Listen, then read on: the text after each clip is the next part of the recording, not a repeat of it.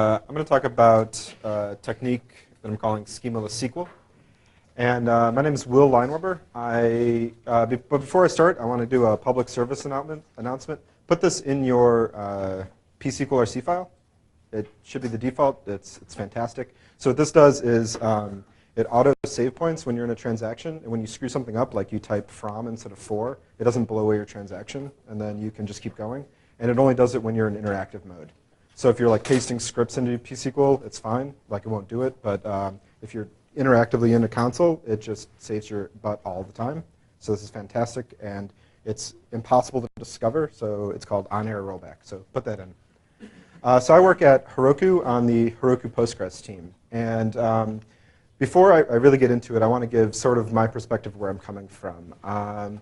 I'm an application developer. I actually just started using Postgres a year and a half ago when I joined Heroku. Before that, I had heard about Postgres, but I never really used it myself. I used other databases, and I used Postgres indirectly because before coming to Heroku, I was a customer of Heroku. And so I pushed my application to Heroku, and it'd run on Postgres on Heroku, and I'd be like, oh, that's fine, you know, whatever. But then after joining the company, I really began to, you know, grow a much deeper appreciation for the database, and I want to share that. So before you know, my journey, I started with PHP and MySQL, which I don't think is that uncommon of a start. And this is sort of what my applications looked like. It was just a big tangle of, you know, logic separated by HTML, separated by more logic, and then some, you know, MySQL statements thrown in, and it was a real huge mess. And then I discovered ActiveRecord, which is the Ruby ORM that comes with Rails. And this blew my mind. This was phenomenal because I was able to deal in my mind with relations instead of the actual tables. I could start describing how, in a declarative way, how I could think about my data. Like I had an authors and books, and you know, they have a relationship between each other that's more than just a foreign key. And this just made everything really simple to deal with and conceptualize my mind, and I loved it. I fell in love. But still, everything wasn't perfect. I still had to deal with migrations.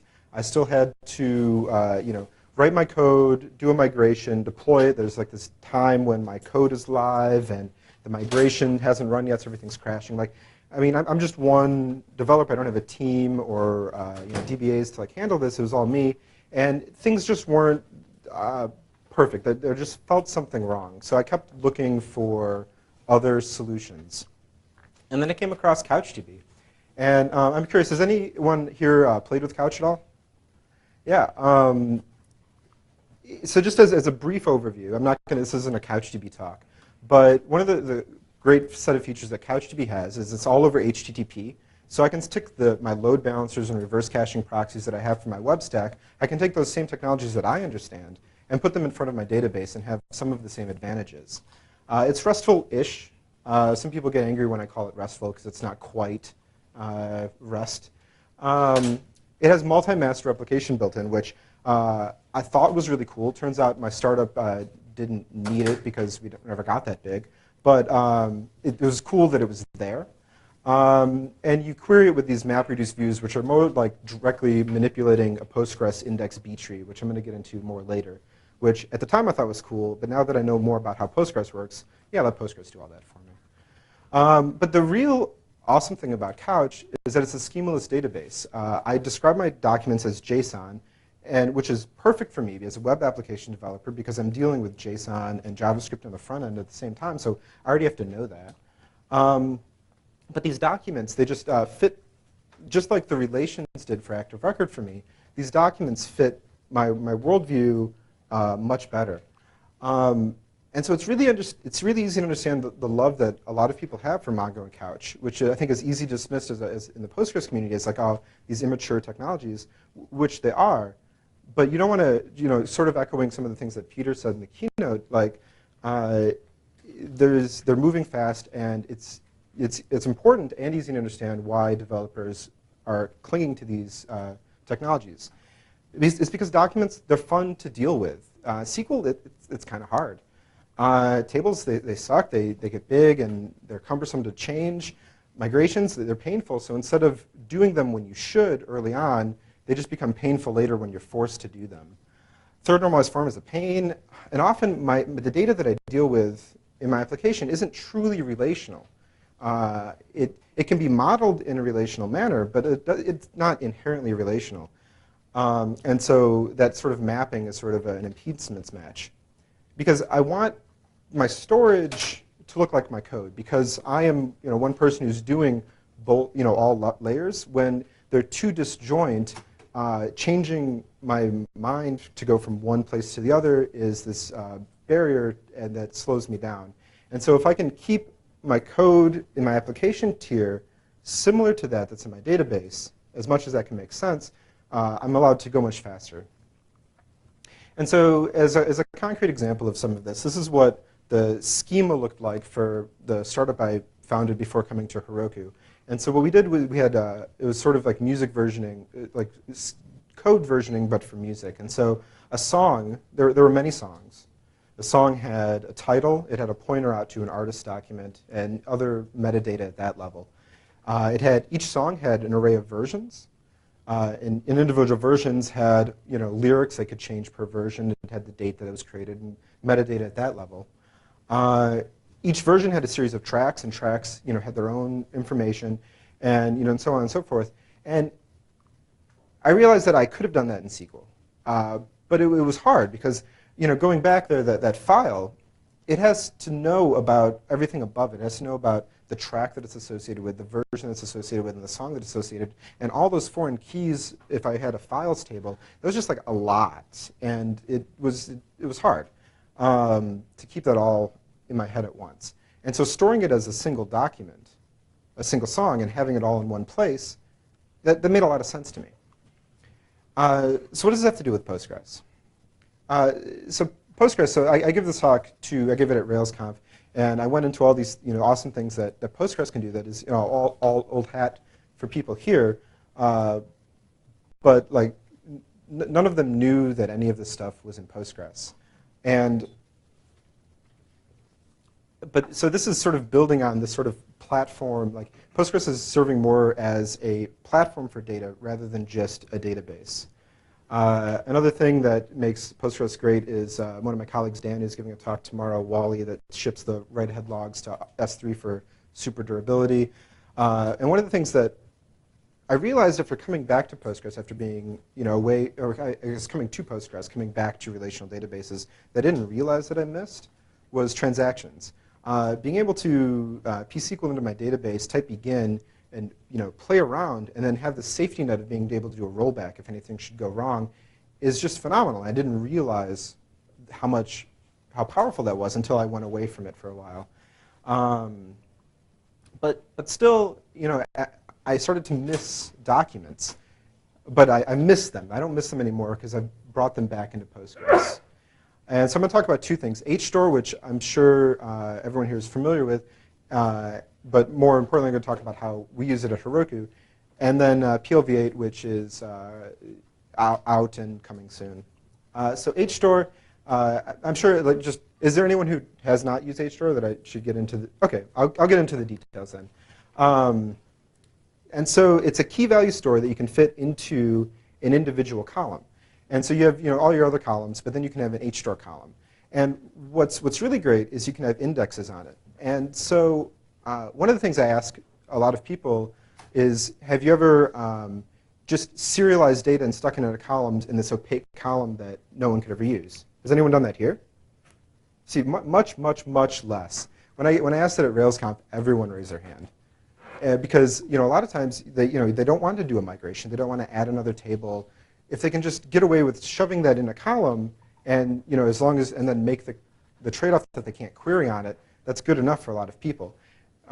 And so the fantastic thing that Hstore does is that it lets you have that key value serialized data, but also query on it.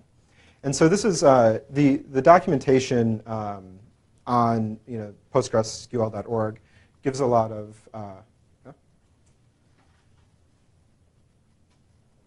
Were you asking something, Bruce? Oh, OK, sorry. And so what you can do, so this is the basic syntax. If you want to get into the details of it, I recommend checking out the documentation on postgresql.org.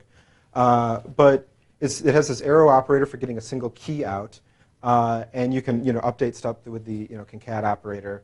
But the fantastic thing is you can treat it like any other column. You can do joins on it. You can so this query would give you all of the companies that have a red product. And you can create indexes on these operators. One of the you can have a generalized index to get sort of a broad index, or if you're going to access one particular column a lot, it helps to have a functional index. One of the things that really frustrates me is you need 2 parentheses around there. If you just do one, it doesn't work. And so one of the funny things with this is, so that I saw that and I'm like, oh, I can't create an index on this. So I switched to the underlying operator, which is get key, or I'm not sure, but there's an underlying function operator that the arrow resolves to. But if you create an index on that and then use the arrow operator, which just resolves to that function, it doesn't pick up the index. And so it's 2 parens. And so installing Hstore is super easy if you're on Postgres 9.1 or later. It's just an extension. It comes in the standard contrib. If you can use it, it's been in Postgres since like 8.2, 8.3 for a while. Of course, before you have to do the \i and find the path to it. But with the extension support in 9.1 is fantastic. Create extension Hstore. But one of the things that is super exciting for me is the next version of ActiveRecord has built-in support for Hstore. And the excitement, at least in my community, the Ruby community for Hstore, is phenomenal. We put out a blog post about announcing support for this because we launched 9.1 and have the extensions, and the traffic that people went nuts about this Hstore, and we're starting to see a real change of people. I'm going to get into later about actually adopting advanced database features, and this is sort of a vanguard of this culture change, at least in the Ruby community. If you're using the gin index, you can use this, and this is sort of what it looks like from Ruby. I can say products where my attributes column has the key value color in red, and then it gets subbed in there with to prevent SQL injection. And one of the other things that with ActiveRecord 3, which it would be interesting for you guys, is that it actually does prepared statements automatically. And so when your application boots up, the first time it runs a query, if you're using Postgres, it will prepare the statement and then hold on to that. And there are some caveats for prepared statements, like if the plan changes significantly, it's not going to update that.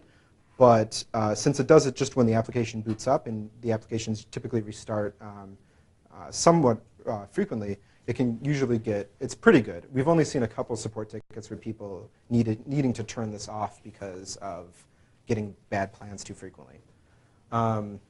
If you want to see a demo of how to use this in Rails, one of my colleagues wrote an open source app to show this off, and you can check it out. And it's the integration's fantastic. I use a different library called SQL, which also has support for it.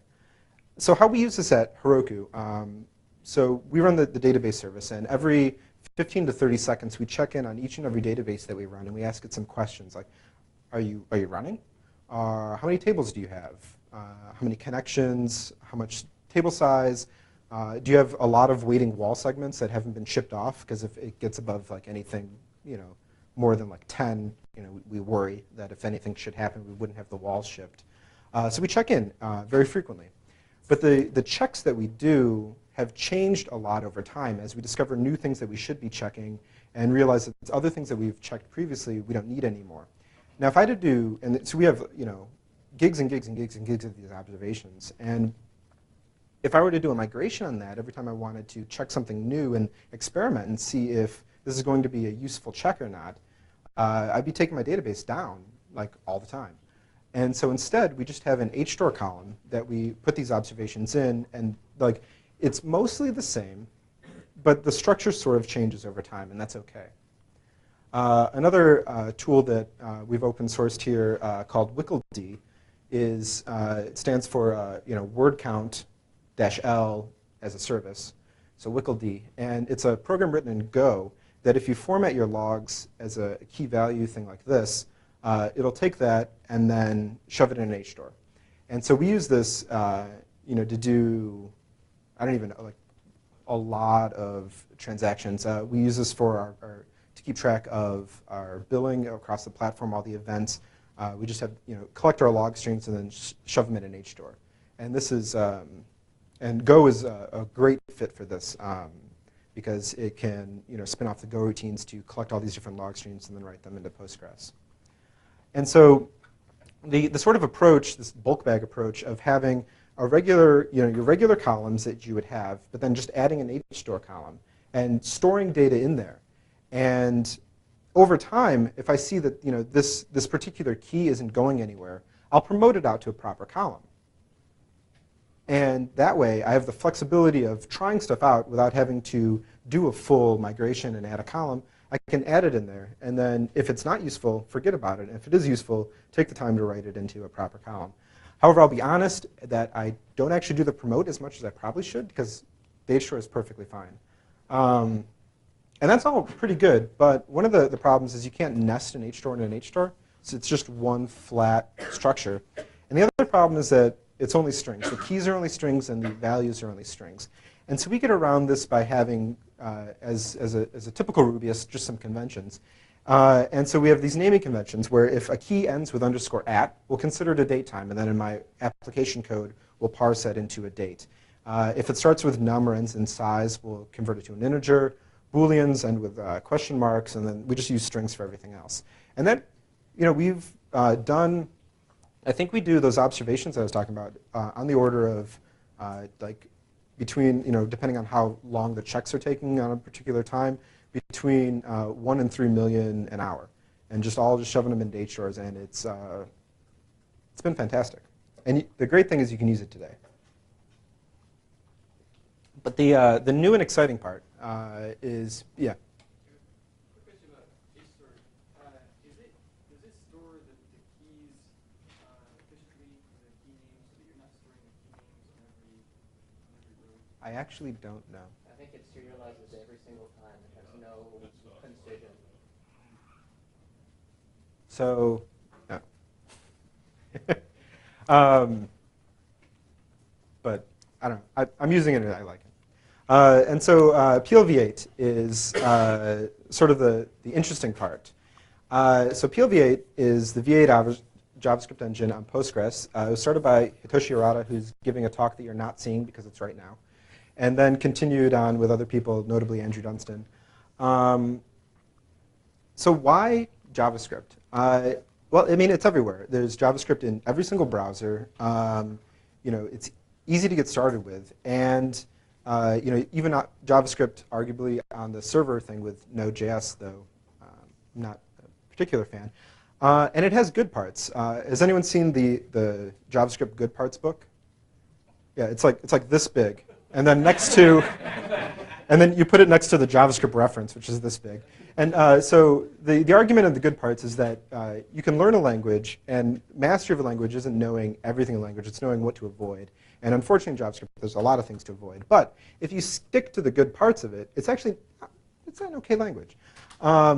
Important for us at Heroku is the trusted language. JavaScript was built to be sandboxed inside a browser. And having that same sandboxing and model and having it in Postgres is perfect for us to offer it as a PL language, because you can't go out and crash yourself, is the big one. The V8 JavaScript engine is fantastic. It's written by Google. It compiles a just-in-time compiler to native code, which makes it really fast. It has modern techniques like a generational garbage collector, and so on and so forth. So people hear like, oh, there's been other PLs for a long time. PL Python, PL Perl, PL Ruby. Why am I not interested in those? And it's because of JavaScript is really suited to sort of manipulating these data structures in JSON, whereas other languages are more general purpose. Yeah. And so you can get PLV8 at Google Code.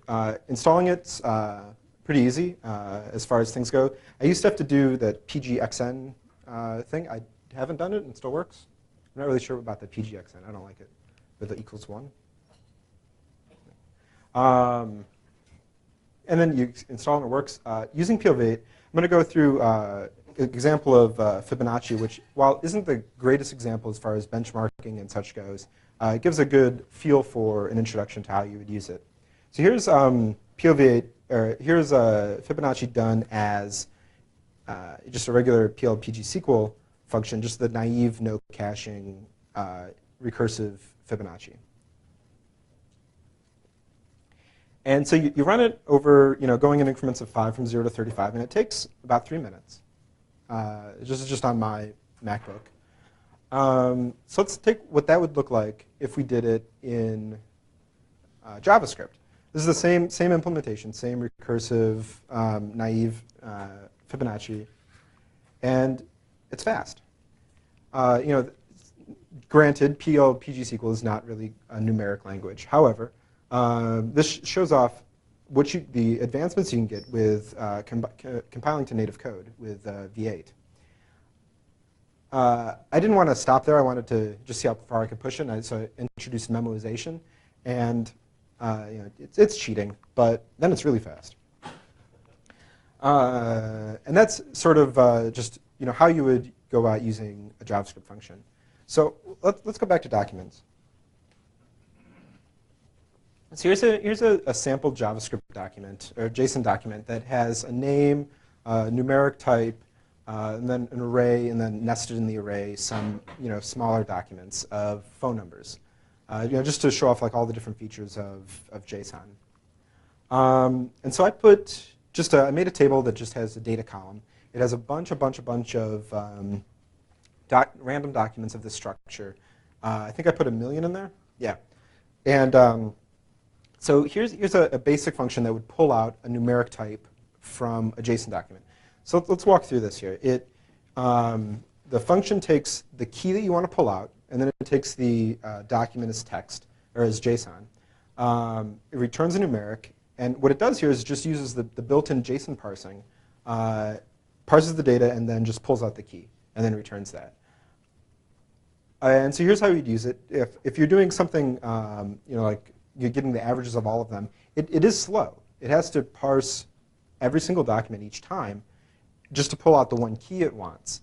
If the second example here is I've just put all those ages into a regular standard table, and just had Postgres do it, and it's much faster. So you are paying quite a huge penalty currently for doing this parsing. But as you start getting to more and more complicated queries, the difference becomes much less. And so here's using a common table expression to get a bunch of different statistics, and it's still slower, but it's no longer like several orders of magnitude slower. But now that we have that basic building block, we can improve on this. And so pulling out a specific age, again is slow, but that you can create an index on it, because Postgres doesn't care that this index came from PLV8. Once you create the index, it knows to treat it just like any other index that it has. And so the second one, using the index, it uses it just fine. And then I'm super interested for Postgres 9.2 with the index-only scans to even improve on this even further, so I don't have to do any of the fallback to JSON once I have my indexes built. And for those of you who are familiar with CouchDB, this is the same exact trade-off that Couch has. So in Couch, you create a JavaScript MapReduce view, and the first time you create the view, it's really slow because it has to crawl through each and every document creating the view, just as Postgres has to when it's creating the index. But then afterwards, once you have the index, it's perfectly fast. With one notable exception, Couch cannot combine arbitrary numbers of views into one view, whereas Postgres is perfectly happy with combining arbitrary index lookups together with the bitmap checking. And so here in this example here, I'm just taking 2 different indexes that I made.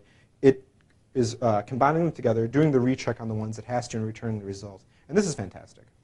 I'm super happy. Thank you, everyone who worked on any sort of this index stuff, because this is phenomenal. Thanks.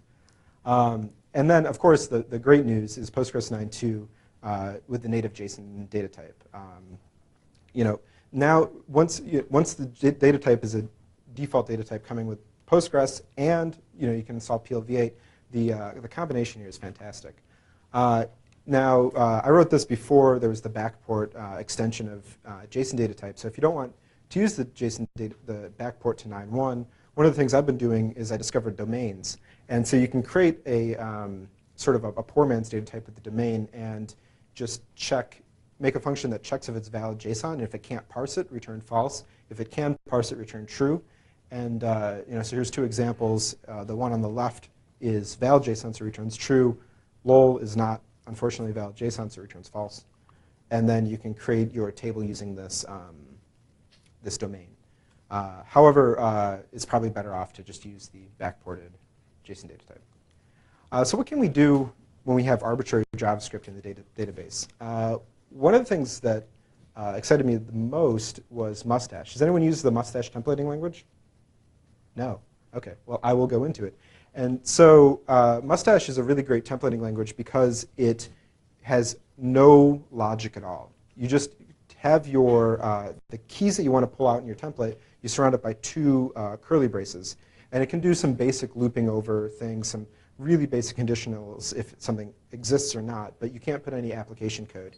And one of the things I've seen time and time again as new templating languages have come out is people shoving too much logic into the view when really the view should just be handed the data and a template and go.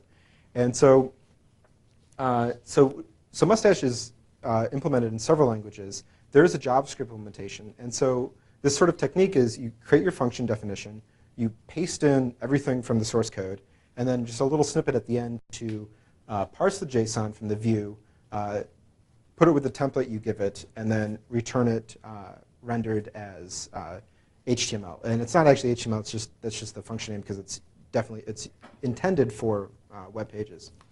And so this is the top string there is what a mustache template looks like. So with the pound declaration, I'm iterating over all my things. The period will print that thing, and then this is the end of my loop. And so if I have a things array in JSON of world from will, I can select this, I can use this function and then template it together. Is this useful, having a templating language inside Postgres? I don't know, but it's pretty cool. And it's exciting. But more useful, using that same technique of taking a JavaScript library intended for the web or for Node.js and putting in Postgres that's actually useful is JSON select. And so this is sort of like XPath or CSS selectors, but for JSON documents. And so using that same method, I pretend that I'm going to be a Node package manager file. So I make an exports object. I paste in all my code. And then I do that same thing. I match my document for the selector that I sent in, and then I return it back as JSON. And so this is a function that takes my selector, it takes JSON, and returns JSON. And so as a reminder, these are the documents I'm sort of dealing with. There's the people's name, the ages, and their phone numbers. Now that I have JSON select, I can say, give me the first name, so name nth child 1 of data as name, and give me all the phone numbers as phone.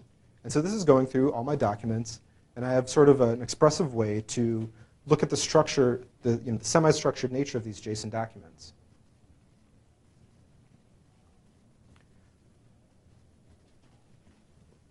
And so instead of having to have an individual function for my get numeric out, now I can just say, give me the age out of this document. Of course, since it's coming back as JSON, I have to cast it to an integer to do the comparison as an integer. But this is the same example I had before, but now with this sort of meta language built on top of a PLV8 function. Now there are a lot of rough edges. Notably, all that casting that you have to do. Since I'm just returning JSON, if I'm actually returning a string, I have to sort of parse it, cast it to a string. If it's an integer, I have to cast it as an integer. It's sort of weird to run into problems when it's sort of this new language, this JSON select that you have to learn. However, there's really exciting promise. And so just take it to the end here. What's the worst thing I could do with having JavaScript in my database, and I think it's this. So what this is doing is I'm just passing an arbitrary JavaScript source. It is evaluating it and then immediately executing it. And so instead of just having, this is really exciting because instead of just having SQL injection, I can have SQL and JavaScript injection together in one. And I'm thrilled. So here's some uses of what you can do with it. First one here, just returning the date of when I made this slide. Second one, taking just an arbitrary large number and turning it to a string, which happens to be the word JavaScript in base 36. Taking my data, so actually something that's sort of useful is taking my data, pulling the name out, splitting it on each character, sorting it and joining. So this is actually sort of showing off how you can, if you just need something real quick to do some manipulation of your data and JavaScript better than SQL, which I do, you can just do this.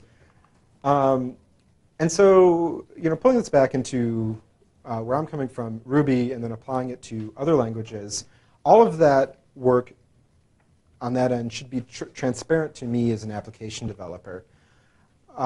It's important that we start working from both ends. So this is, this stuff in Postgres is great, exposing more of the power of Postgres in a nice way that I can then build up libraries from Ruby or other languages, Python, Perl, and bring both of them up from both ends. And so just an example of a project that I have is taking this PLV8 JSON documents and putting it back into ActiveRecord. So this is an ActiveRecord. I made a product class that has a primary key is an integer. It has a data column, which is just JSON, and then some timestamps. And so the data in Ruby, it just shows to me up as a hash or a dictionary. And so I have a cost. I can set it to 3. I can just put nested information in there as my native language. And then my library knows how to serialize that to JSON and deserialize it back for me. And so I can then save it and deal with that. And that's a very nice way. And that's really easy to implement, this serialization and deserialization. But the real interesting thing is when you start wanting to query on that. And so I just made 30 products here, each with cost from 1 to 30. And so borrowing from the Hstore little arrow notation, I decided that my JSON select is going to be the arrow for a JSON data type. And so I'm pulling out cost greater than 10. Now, the tricky thing here in sort of the rough edges is that because I want to deal with 10 as a number, I have to have my library smart enough to realize that and then change the query to cast it to a numeric. One of the interesting things with JSON is that it doesn't have integers. It only has numeric. And so so I can't really get away with casting it to an int because it may be floats or exponential notations or whatever. So I have to fall back all the way up to the numeric on the number tree. But so this is sort of proof of concept. It works. I can deal with that. And once this is sort of usable, I want to move on and start building languages for other languages, Python, Clojure, some of these other ones, so that everyone can use this, and put together a function package of useful PLV8 functions, so that you don't have to know about them and go seek them out. And one of the things that sort of bit me is I had to learn about function costs, because the JSON select is a monstrous function, and Postgres was rechecking more frequently than it had to until I bumped up the function cost a lot. So sort of in closing, what we have now is friendly documents that developers really love, but having them in a world-class database that's been around, is fast, is fantastic, which is just awesome. And there's a lot of interesting possibilities and promises by having a data type and a PL language that is really suited together. Like they're designed together, they work together, and the impedance there with using that is just so low that it makes it just a joy to work with. And more importantly, though, for the Postgres community expanding out into the mind share of application developers, is another reason to get people into using advanced database features. So with all these ORMs, one of their selling points is that they're database agnostic, which isn't really a selling point for you when you are making your application. It's a selling point for them to get as many customers as they can have, or users. But once you build your application, you're not really going to change. It's super expensive. It's super painful to change. So once you pick your database from the beginning, you're probably not going to change. And so the database agnosticism of an ORM doesn't matter for you. And so, but people still like, oh, I want to keep it portable. I don't want to use these advanced features. But that's starting to change, especially with things like exposing the full text search to people, exposing geolocation, and now Hstore and PLV8. Ruby developers and some developers from other languages, from what I can tell, are starting to take advantage of these features, which is fantastic. Another thing that is interesting is now that you can have one language all the way from the browser to the application tier to the database, you can start playing a little bit looser with where your computations are done, and it's easier to move your code from one tier to the other as it makes sense, which is exciting. But could all this be better? Yeah. And so I just have a little wish list of things, and you can take them or leave them. But if people start using this, so I'm super happy that JSON datatype made it in. If people use it, then we can work on making the storage better, like the keys, not repeating them and such, making it more efficient to look up. But if no one ends up using it, then it's good that the time wasn't spent a priori. Eliminate reparsing. If we can somehow store the parsed JSON in a different format so that the functions don't have to reparse the JSON each time. I don't know the technicals of how that could be done, but that would speed things up considerably. A general JSON index, if we can get that into gist. Auto function costs, that was like, I did not know about that functions could have costs and you can change that until my colleague Dan was like, oh, you should just bump up the function cost. I'm like, function cost? I assume that Postgres could notice that this function is very expensive and bump it up. Maybe, I don't know. And HT Postgres would be phenomenal.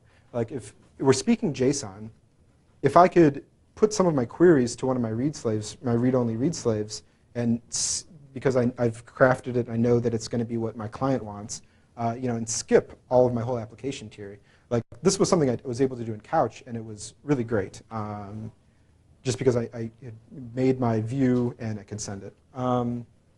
That's all I have. Thank you.